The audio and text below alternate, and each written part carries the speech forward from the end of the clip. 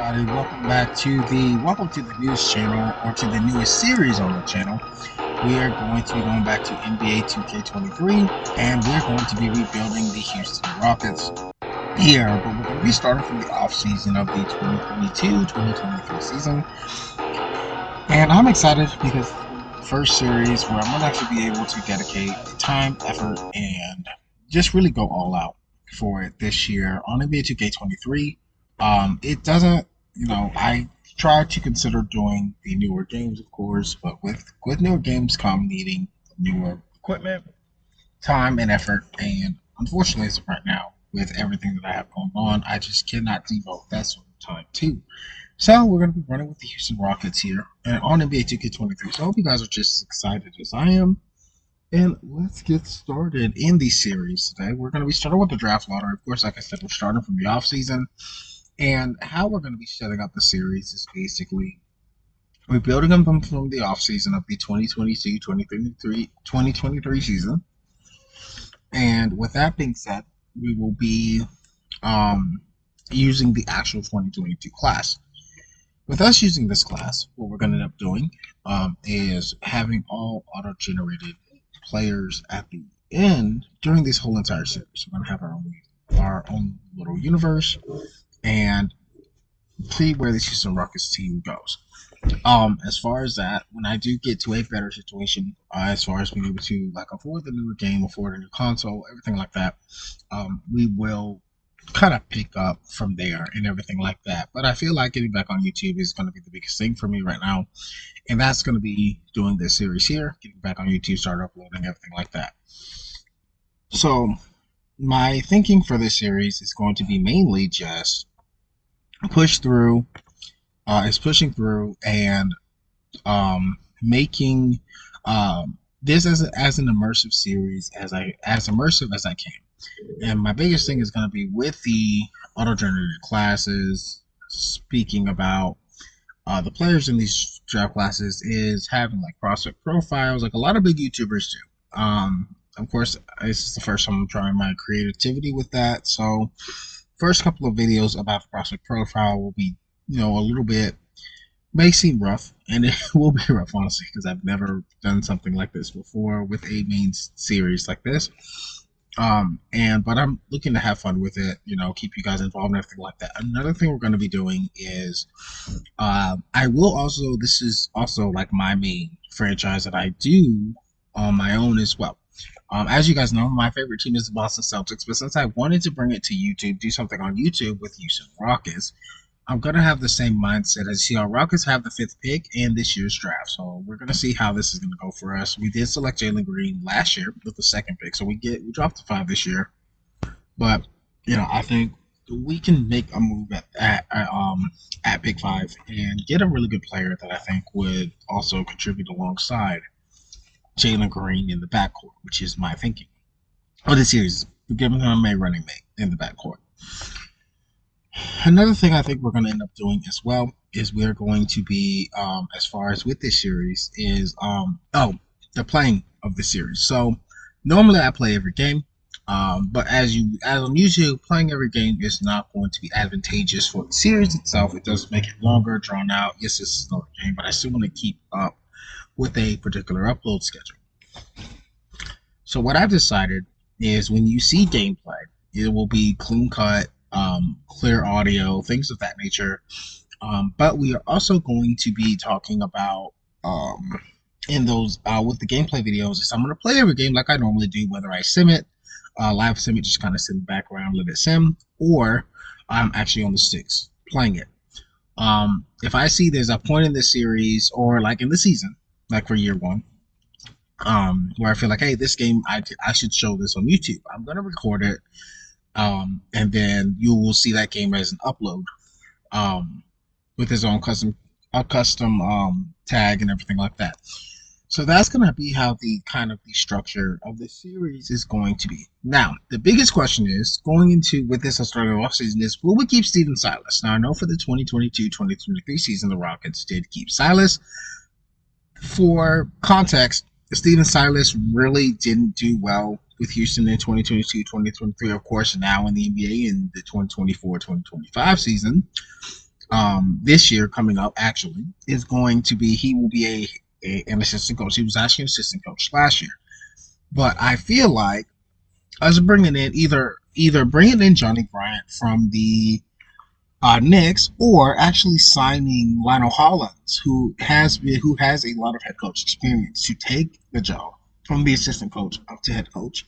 That will allow us. There's already familiarity with the team with Lionel Hollins, so let's go and make him the head coach. He has been head coach in the past, which means we're gonna have to. We also have to hire a head scout, and Connor Lee already has an offer on him. He does have a potential, but Walter Forrest could be sneakily be a really good scout for us.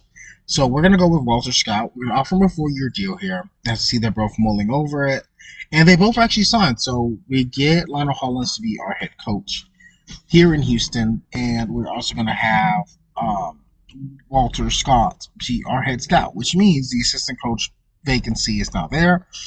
Could we bring in Steven Silas? Yes, and kind of have him flip flop. Yes, but that's not what I wanted to do. I want to definitely see if Steven Silas can make a name for himself elsewhere as an assistant coach, because that's basically where his career has gone to at this point in the NBA. But there was an assistant coach I think could overtake Lionel Hollins if given the proper amount of development, and I believe Stephen Hawkins would definitely be the guy um, that we could. Now, I was looking for an assistant coach that had the balance out archetype, because I do want to run a more balanced team. And Stephen Dawkins definitely fits that bill, so we're going to go ahead and try to sign him at this point in the stage he's mulling. And we do sign him. So 1-1-1. One offer. We get everyone signed on. Stephen Dawkins is the new assistant coach of the Houston Rockets. Lionel Hollins is our new head coach. And then we got a new head scout as well. Let's take a look at the roster going into the draft. So as you see, we don't have any point guards on roster. Jalen Green, Josh Christopher, Traveling Queen, of course, will be the twos. We got Eric Gordon, Garrison Matthews, Nawaba, and Anthony Lamb all vying for that starting 3 spot. Jason Shake, Kenyon Martin Jr. So this is interesting. Kenyon Martin could definitely play the 3 if we need him to. So we draft a younger 4. I think that's what we're going to go with in the draft. But our starting center is going to be Christian Wood off bat, even though Alfred Sengun did get the start in 2022. Because they did trade away Christian Wood to the Dallas Mavericks that year. But we're not going to do the same. We're going to hold on to Christian Wood, see if we can develop him, see if he can train up, especially a guy like Alfred Sengun, to play the 5 at a high clip. As you see, I did set up our draft board. Jaden Ivey is my target for our first pick, but I don't know if he's going to fall to us. I also have Jabari Smith Jr., Shadon Sharp is another guy. I think Shadon Sharp and Jalen Green in the backcourt is going to be lethal for us. They have him listed at the 2. I'm thinking we kick Jalen Green to the 1, or have Shadon Sharp switch to the 3, have him still play off-ball guard at the 2 for some time as well, if that's what we choose to do. Like I said, Kenyon Martin Jr., he's slotted as the 3-4. We could definitely switch him to the 3-2 or the 2-3.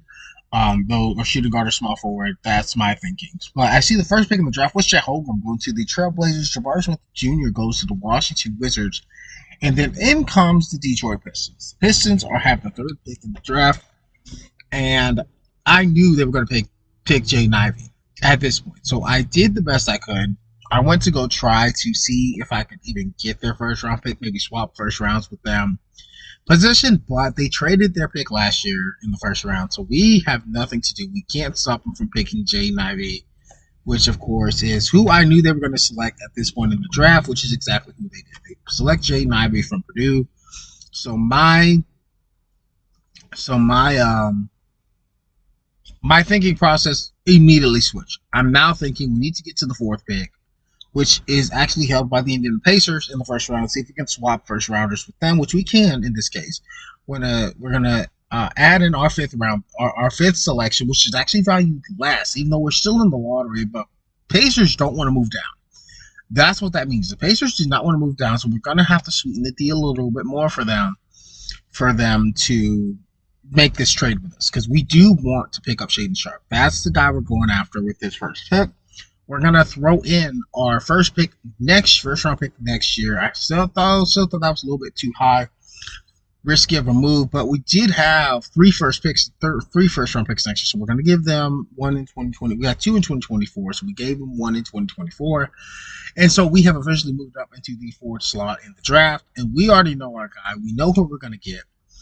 We have to go ahead and get him now because I had a feeling the Pacers were going to take shit on Sharp here in the with the fourth pick, especially with Buddy Hield going down. Of course, you don't have Benedict Mathurin at this point, and Mathurin was not going to go this high in the draft. They could also have selected Dyson Daniels or AJ Griffin, but they're going to have to pivot. Dyson Daniels was also in my card here. He has a ceiling of Manu Ginobili. The floor of Danny Ainge, really good players in their own right, in their own scheme. But his play style was not what I was looking for. Shadon Sharp is definitely a more physical, athletic guard.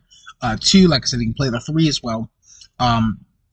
And with that being said, he can shoot the three. That's why his floor is Eric Gordon, who's more of a 3-point shooter. Jim Jackson was an All-NBA defender, offensive player, all that. He was your triple threat guy, Jim Jackson was. So I think with him having that ceiling of Jim Jackson, I pivoted more towards Shadon Sharp at that point because Sharp was definitely the guy that I myself wanted to grab. I just took a look here at our needs, and like I said, with us moving Jalen Green, we go Jalen Green to the one.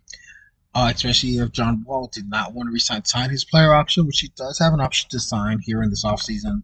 If he decided to decline it, we could just move Green to the one, have Shadon play the two, so on and so forth. Is my thinking at this point in the process of selecting Shadon Sharp, who is going to be the fourth round pick here from Kentucky, 19 years old, 6'6", 200 pounds, from the University of Kentucky. And Shadon Sharp is going to be drafted by your Houston Rockets here as the first pick in the NBA draft and of the series. Shadon Sharp. Now, I know his number's 32. We are going to change numbers as well. I don't know if I did it in this video or if I'm going to end up doing it off camera. And then that way for episode 2, when we actually get into the summer league, we'll do that. But like I said, the Pacers had to pivot. They went ahead and drafted Paolo Banchero. Here, I was trying to move up with Brooklyn with the Trailblazers, because the Trailblazers I knew were going to select the next pick and the next guy that was on my board, and I knew this, and that's exactly what I believe they ended up doing. Was they ended up selecting, and as you see, I'm really trying hard to make this trade work because I don't want Portland to take our guy here. And it really looks like they're about to take him from us. We added 2 second rounds. Their GM is not budging. This is still our first round pick. Because we had 2 this year. And we're trying to move up. I think we're still at like 17 or 18 to here in the first round. And it's just not going our way. We're struggling here. We added a way in the future first round pick, which we could be a lot worse. And we could also be a lot better with us selecting Shadon Sharp. They're probably thinking, you guys are going to be too good. We're not going to do that. So we pivoted. We ended up going with the OKC, which was a couple picks. Later. We tried to trade with Portland earlier. I think we were like pick 10 to move from 10 to 17. That didn't work. So we ended up we're trying to work out a trade with the OKC Thunder. We wanted to give them Garrison Matthews for our first round pick. We tried to pick up another pick, but we tried to give them more second round picks, but I really started thinking, they don't really have anyone at the end. We tried to give them a 2026 first round pick, but once again, I think what they're thinking is that we're going to be too good in 2026 with Shadon Sharp and with the draft classes that we don't really know about yet. We even tried back with our first round pick this year, but I still think pairing our first round pick this year is going to be a good year. So we're gonna end up looking again, and I know they don't have a small forward at this point. They needed a small forward. I believe their small forwards. They have Lugan Stewart, who needed to be re-signed. So if they wanted somebody that could play day one without being signed, Eric Gordon is our top-rated small forward. So top forward rated 3. He's on a 1-1 deal. I believe it's a team option. So when they give Eric Gordon, we're gonna try first Eric Gordon. It is a no-go. And I'm thinking to myself, I'm like, okay, so how is this going to work? I want to end up making this trade. I got to get this done. So I'm looking at their roster, as you see here. They're set at point guard, set at shooting guard with Josh Giddey, Trey Mann, But then you look at the small forwards. Lucas Orson on a 1-year deal. Kyron Williams, Vucevic, Verkic are both expired, but he's on a 2-year team deal. Aaron Wiggins is also on a 2-year team deal, but those are the only guys. And I'm thinking, why not try to sweeten the deal a little bit more? We sent him Eric Gordon, but the first guy I tried to make the trade with was Garrison Matthews, and Matthews just wasn't going to make the roster, especially with Shadon Sharp. We were going to start Shadon Sharp over Garrison Matthews either way when we got to City. Why not send the both? And the OKC Thunder actually agreed. So two player and a pick trade to OKC, which is now going to allow us to jump up in the draft to pick number 13 in the draft. And like I said, our guy was already gone at this point with the Trailblazer pick. So we're going back through our draft here. Kendall Brown, I was thinking we needed a 4. Laravia could play the 4 for us. He is taller. Tari Eason was actually somebody drafted by the Houston Rockets, and I like Eason. I like Eason's game. Eason has a very solid jumper, very solid defensively. Young guy. And I think we could develop him well with the system that I want to develop here in Houston. And I'm thinking that would be a good idea, is to do that. But also with Jake Laravia, who is still on the board as well at this point. In the draft, Laravia would also be a good option here for Houston, for our Rockets going into this draft. But we ended up going back to Tari. Our Eason is slotted to be a power forward, small forward archetype. Of course, he doesn't have any badges, but that's a-okay. He was slotted to be selected. The draft rank is at 17, but 2K had him actually going higher at 13, which he was not selected at with the 13, which is actually at the pick we're at now. Tari Eason was slotted to go later than the pick he is now. So Laravia was actually slotted to go after him in 2K. So Tari Eason will be the second pick here in the first round for our Houston Rockets. And then we tried to make one more trade in the first round. We ended up trading David Nwaba to the Memphis Grizzlies. Again, picking up Tari Eason. We're trying to go younger here in Houston. And so, as Tata Washington ended up going off the board here. He was actually the guy I was targeting. I did not think Golden State was going to take him this early, but they did, because Tata Washington in real life was actually toward the end of the second round, either or mid-in second round in the 2022 draft. So he got drafted way earlier in this universe. EJ Liddell, who wasn't even drafted in the 2022 draft, he gets drafted by the Miami Heat here out of Ohio State. And now it's our pick. We did swap with OKC. They were at 29. We ended up coming in we were at 30 for our next we were done with the draft after that. So we're looking here that we did need to get I didn't feel like we needed a point guard. If I felt like we needed one, we would have grabbed him. But we ended up going ahead and trying to go BPA. There was a guy that was on my radar, JD Davison. I did still feel like we needed another young guard.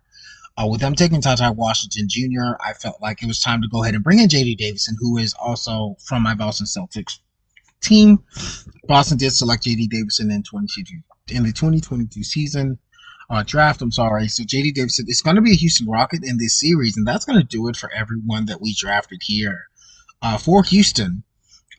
In this stage. Of course, we're going to sign everyone. They were on the first round, so of course, Shadon Sharp being the first pick for us, he gets a higher contract than Eason. Eason gets a higher contract than J.D. Davidson. Now, here it is. The options, and John Wall actually accepted. So with him accepting his deal, we're also going to accept on Jay Sean Shea and Kevin Porter Jr. Porter Jr. was going to fight it out with if we were able to select Jay Ivey. But unfortunately, good thing it didn't work out. So Shadon Sharp, we're actually going to change his number here. He's going to be 00 for us. We're going to move him actually to the 3 because Jalen Green's already solidified for himself as a 2. So Shadon Sharp will play the 3. And then when it comes to free agency, we didn't make any moratorium moves, but we did want to bring in Victor Oladipo at the 3 to kind of develop Shadon Sharp. He's not starting caliber just yet, but we're going to give him a player option to opt out at the end of the second year before going into his third year in the contract. I do want to give him that right because he will be 33 years old. If he doesn't develop from his 31 to his 31 or his 32-year-old season, we want to give him a chance to try to go somewhere else. And you never know. If Shadon Sharp really does develop after this first year, we could actually see Victor Oladipo end up being traded next year. So as far as this, we did decline on Deshaun Nix and Bruno Fernando because we weren't going to resign them anyway. We are going to agree to Victor Oladipo. We're going to go ahead and sell off players like Trevor. We're going to actually capo Trevelin Queen. We're going to sell off the rights to Daniel Tice. We're going to also keep the rights to Anthony Lamb because Anthony Lamb was also another guy that I wanted to bring back. He's a young three that I feel like we can still develop, and I don't want to give up on him just yet. Actually, we are going to negotiate contracts with Trevelin Queen. We're going to give him a two-way contract because I believe at this point our roster was pretty much full. And then as far as for Anthony Lamb, we did end up also offering him as well because Anthony Lamb, of course, like I just said, we weren't going to sell him off the contracts. I do want to see if I can still develop Anthony Lamb. I think in the 2022 season, Houston did end up trading Anthony Lamb to the Golden State Warriors either way. He did play there for, I think, a season or two into the future.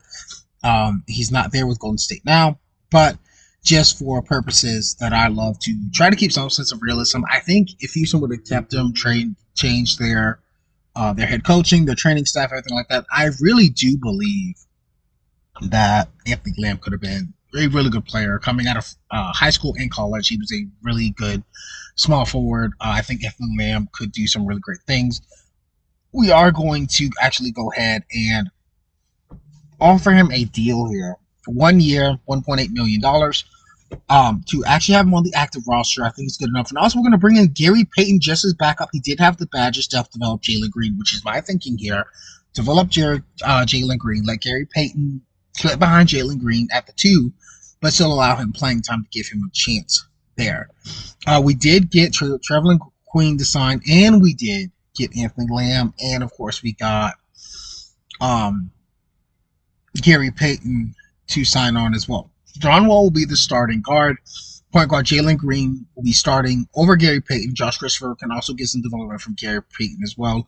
We're going to keep Trevelin Queen down in the G League for now.